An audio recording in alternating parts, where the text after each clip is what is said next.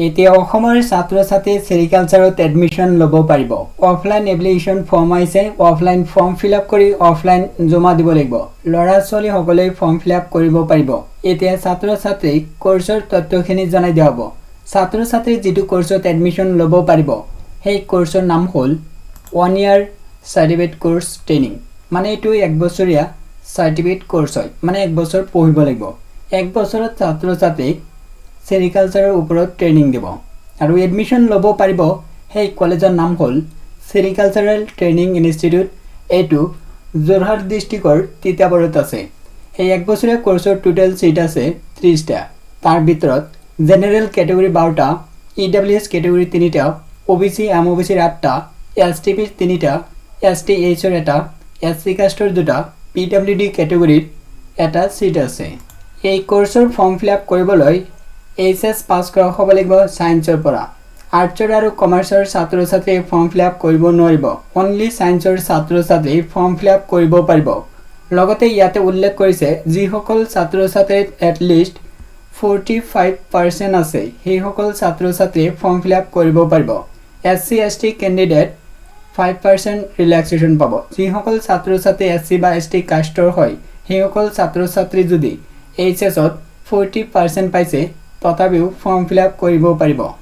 Form fill up কৰিবলৈ ছাত্ৰ-ছাত্ৰীৰ বয়স হ'ব লাগিব 18 বছৰৰ পৰা 25 বছৰ ভিতৰত হ'ব লাগিব আৰু আপাৰ এজ ৰিলেক্সেশ্যন যিটো চৰকাৰৰ নিয়ম আছে সেইমতে ছাত্ৰ-ছাত্ৰী লাভ কৰিব। আৰু ইয়াতে উল্লেখ কৰিছে ফৰ্ম ফিল আপৰ লাষ্ট ডেট হ'ল আগষ্ট মাহৰ 18 তাৰিখ।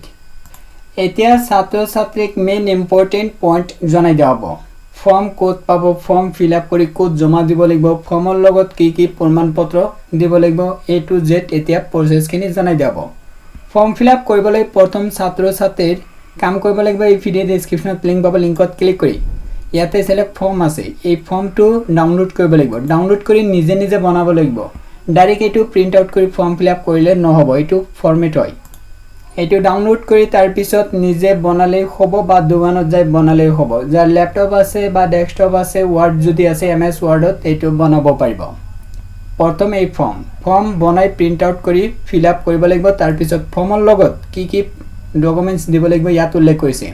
1 নম্বৰ ডকুমেণ্টছ বিচাৰিছে HS পাছৰ পাছ চাৰ্টিফিকেট, 2 নম্বৰত বিচাৰিছে মেট্ৰিক আৰু HS পাছৰ ডকুমেণ্টছ মাৰ্কশ্বিট বিচাৰিছে মেট্ৰিক আৰু HSৰ, 3 নম্বৰত জন্মৰ প্ৰমাণ বিচাৰিছে, 4 নম্বৰত PRC বিচাৰিছে, 5 নম্বৰত ডিছেবিলিটি চাৰ্টিফিকেট, যাৰ ডিছেবিলিটি চাৰ্টিফিকেট আছে ডিছেবিলিটি চাৰ্টিফিকেট দিব লাগিব। আৰু যিসকল কেণ্ডিডেট EWS কোটাত এপ্লাই কৰিব EWS চাৰ্টিফিকেট দিব লাগিব আৰু যাৰ কাষ্ট চাৰ্টিফিকেট আছে দিব লাগিব। লগতে ইয়াতে উল্লেখ কৰিছে 4 copy recent passport size photo লাগিব ইয়াতে উল্লেখ কৰিছে। যেতিয়া ছাত্ৰ-ছাত্ৰী ফৰ্ম ফিল আপ কমপ্লিট হ'ব হোৱাৰ পিছত ফৰ্মৰ লগত ডকুমেণ্টছ গাঁঠি দিব লাগিব। দি তাৰপিছত এই এড্ৰেছত জমা দিব লাগিব। বাই পোষ্টত দিলেও হ'ব বা নিজে যাই জমা দিলেও হ'ব। এড্ৰেছটো হ'ল the principal sericultural training institute, Assam Titabor, post office Purana Titabor, district Jorhat, pincode 785632। এই এড্ৰেছত জমা দিলেই হ'ল। ইয়াতে চালক ফৰ্মত প্ৰথম ইয়াতে বিচাৰিছে নাম, ছাত্ৰ বা ছাত্ৰীৰ নাম লিখিব লাগিব, ব্লক লেটাৰ মানে কেপিটেল লেটাৰত নাম লিখিব লাগিব। 2 নম্বৰত কৈছে যে দেউতাকৰ নাম আৰু দেউতাকে কি কৰে মানে জীৱিকা কি হয় লিখিব লাগিব। যাৰ দেউতাক নাই অৰ্থাৎ দেউতাক ঢুকাইছে সেই ছাত্ৰ বা ছাত্ৰীৰ গাৰ্জেনৰ নাম লিখিব লাগিব আৰু গাৰ্জেনৰ লগত সম্পৰ্ক কি হয় ছাত্ৰ বা ছাত্ৰীৰ লগত, লগতে সেই গাৰ্জেন কি কৰে লিখিব লাগিব। 4 নম্বৰত কৈছে যে পাৰ্মানেণ্ট এড্ৰেছ লিখিব লাগিব। পাৰ্মানেণ্ট এড্ৰেছত ভিলেজ, পোষ্ট অফিচ, পিয়াজ, ডিষ্ট্ৰিক্ট এইখিনি লিখিলেই হ'ল। ইয়াতে চালক 5 নম্বৰত কৈছে যে ডিষ্ট্ৰিক্ট, ইয়াতে ডিষ্ট্ৰিক্টৰ নাম লিখিলেই হৈ যাব।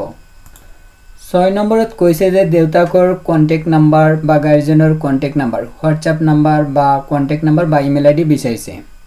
7 নম্বৰত কৈছে ডেট অফ বাৰ্থ, ছাত্ৰ বা ছাত্ৰীৰ জন্ম তাৰিখ ইয়াতে লিখিব লাগিব। 8 নম্বৰত কৈছে যে 1 জানুৱাৰী 2022 এই তাৰিখ মতে ছাত্ৰ বা ছাত্ৰীৰ বয়স কিমান হয় ইয়াতে লিখিব লাগিব। 9 নম্বৰত কৈছে যে ধৰ্ম আৰু নাগৰিক কি হয়, ক'ৰ নাগৰিক হয় ইয়াতে সুধিছে।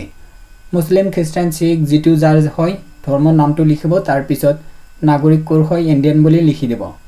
10 নম্বৰত সুধিছে যে লাষ্ট এটেণ্ড কোনখন কলেজৰ পৰা মানে পাছ কৰিছে, কলেজ বা বিদ্যালয়। লিখিব তাৰপিছত ইয়াতে উল্লেখ কৰিছে যিসকল ক্যান্ডিডেট গ্যাপ দিছিল সেইসকল ছাত্ৰ ছাত্ৰীক কিন্তু গ্যাপ সাৰ্টিফিকেট দিব লাগিব 12 নম্বৰত সুধিছে 12 নম্বৰৰ তলত লিখা আছে নেম অফ বোৰ্ড বা কাউন্সিল বা ইউনিভাৰ্সিটি সেবা বা সিবিএসই যিসকল ছাত্ৰ ছাত্ৰী মেট্ৰিক অৰ্থাৎ ক্লাছ 10 সিবিএসই বোৰ্ডৰ পৰা পাছ কৰিছে সিবিএসই লিখিব আৰু যিসকলে সেবা বোৰ্ড সেবা বুলি লিখিব যাৰ যেটো বোৰ্ড হয় ইয়াতে লিখিব আৰু এক্সামৰ এটোৰ নাম লিখিব এইচএসএলসি বা যিসকল ক্লাছ 10 অৰ্থাৎ সিবিএসই হয় ক্লাছ 10 লিখিব কিমান চনত পাছ কৰিছে মেট্ৰিকৰ ৰোল নম্বৰ কিমান আছিল এটো বক্সত লিখিব ৰিজাল্ট কি আহিছে first division second third division যাৰ যি ৰিজাল্ট আহিছে ইয়াতে লিখিব 13 নম্বৰত কৈছে যে মাৰ্কশিট এটেস্টেড কৰি দিব লাগিব self attested photocopy of marksheet মানে এইচএস পাছৰ মাৰ্কশিট জেৰক্স কৰি সেলফ এটেস্টেড কৰি দিব লাগিব ইয়াতে সাবজেক্টৰ নাম লিখিব লাগিব ইয়াতে লিখিব ফিজিক্স কেমিষ্ট্ৰি বায়োলজি ম্যাথমেটিক্স যাৰ যেটো আছিল ইংলিশ যাৰ জি আছিল এটো লাইনত লিখিব লাগিব তলত লিখিব লাগিব ইয়াতে যদি ক্যান্ডিডেট ফিজিক্স লিখে ফিজিক্সৰ তলত লিখিব লাগিব টোটাল নম্বৰ কিমান আছিল 100 আছিল 100 ৰ ভিতৰত কিমান পাইছিল এই তলত লিখিব লাগিব মাৰ্কস অবটেইন ইয়াতে মানে কিমান পাইছিল ইয়াতে লিখিব লাগিব ইয়াতে যদি বায়োলজি লিখে বায়োলজিৰ তলত লিখিব লাগিব টোটাল নম্বৰ কিমান আছিল 100 ৰ ভিতৰত কিমান পাইছে এই তলৰ বক্সত লিখিব লাগিব এনেকৈ ফৰ্ম ফিল আপ কৰিব লাগিব আৰু ইয়াতে লিখিব লাগিব টোটাল মাৰ্কস মানে পাঁচটা বিষয়ত কিমান নম্বৰ আছিল ইয়াতে লিখিব লাগিব আৰু কিমান নম্বৰ পাইছে মাৰ্কশিটত লিখা আছে পাঁচটা সাবজেক্টত কিমান পাইছে ইয়াতে লিখিলে হৈ যাব তাৰ পিছত কিমান পাৰ্সেন্ট পাইছে ইয়াতে লিখিলে হৈ যাব তাৰ পিছত ইয়াতে ছাত্ৰ বা ছাত্ৰীৰ সিগনেচাৰ তাৰ পিছত তাৰিখ লিখিব লাগিব কেতিয়া সিগনেচাৰ কৰিছে সেই তাৰিখটো ইয়াতে লিখিব লাগিব তাৰ পিছত ইয়াতে সিগনেচাৰ গাৰ্জিয়ান বা দেউতাকৰ সাইন ইয়াতে লিখিলেই হৈ যাব